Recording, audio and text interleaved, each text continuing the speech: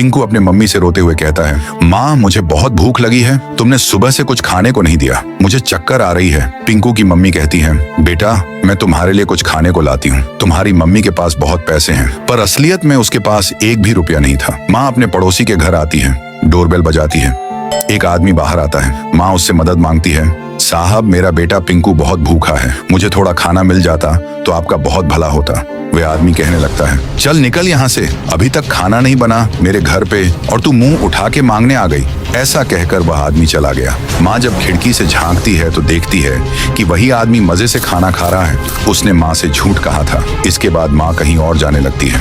वह एक होटल पर पहुंचती है। वहाँ का मालिक खाना बना रहा था। माँ सीधा जाकर वह खाना उठा लेती है और चोरी करके ले जाने लगती है। होटल का मालिक उसे देख लेता है और पकड़ने के लिए पीछे दौड़ता है। माँ खाना लेकर तेजी से भाग रही थी, तभी सामने से होटल का मालिक शॉर्टकट मारकर आ जाता है। वह गरजते हुए कहता है, ए चोरनी, तेरी इतनी हिम्मत कि मेरे सामने ही खाना चुराकर भाग रही है, अब तुझे नहीं छोड़ूंगा। इसके बाद वह डंडा उठाकर माँ को मारने लगता है। माँ चीखते हुए कहती है, बचाओ, मुझे मत मारो।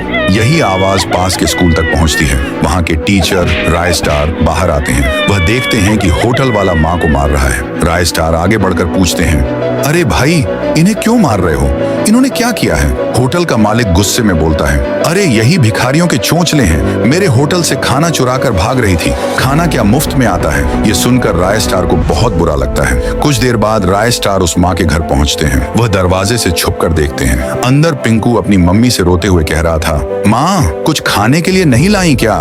मेरा सर चकरा रहा है, मुझे खाना चाहिए। माँ झूठ बोलकर उसे समझाने लगती है, बेटा मैंने 56 भोग का ऑर्डर दिया है, 5 स्टार होटल वाले खाना बना रहे हैं, उसके बाद मेरे राजा बेटे का पेट भर जाएगा। ये सुनकर राय स्टार की आंखों में आंसू आ जाते हैं। फिर वह तेजी से कहीं जाते हैं और कुछ देर बाद बहुत सारा खाना लेकर माँ के घर पहुँचते हैं। वह दरवाजे के बाहर खाना रखकर डोरबेल बजाते हैं और बगल में जाकर छुप जाते हैं। माँ डोरबेल सुनकर बाहर आती है। इतना सारा खाना देखकर हैरान रह जाती है। थोड़ी देर आजू बाजू देखती है, फिर खाना उठाकर अंदर ले जाती है। राय स्टार खिड़की से झांक कर देखते हैं। अंदर पिंकू और उसकी मम्मी बड़े मजे से खाना खा रहे थे। पिंकू खुशी से कहता है, माँ बहुत अच्छा खाना है, तुम मेरी बेस्ट मम्मी हो। इस तरह राय स्टार ने बिना दिखावा किए गरीब माँ और बेटे की मदद की।